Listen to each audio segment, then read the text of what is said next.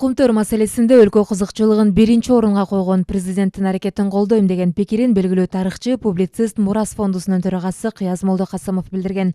Анын айтуусунда кенди иштетүүдө келтирилген экологиялык зыянды толук бойдон Центера компаниясы калыбына келтириши керек. Ошону менен бирге окумушту ошол экологиялык зыянга алып келүүгө жол ачып берген кыргыз бийлиги да күнөөлүү экенин, аны да эске алуу зарылдыгын белгилеген.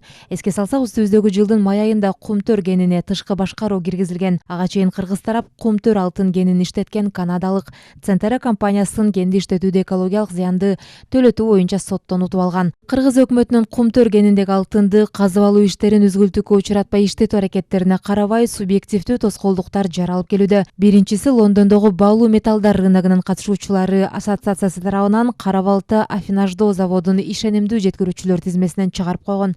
Жыйынтыгында Кумтөр кенинен чыккан алтынды бул уюм аркылуу сатуу токтоп калган. Экинчи чоң тоскоолдук кендеги ири жүк ташуучу унааларга тетиктерди сатууну сот аркылуу Центера компаниясы токтотуп койгон. Бирок финансы жана экономика министри Акылбек Жапаровдун билдирүүсүнө ылайык, кыргыз тарап тоскоолдуктар болоорун алдын ала божомолдогон жана алтынды сатуунун альтернативдүү жолдору изделүүдө.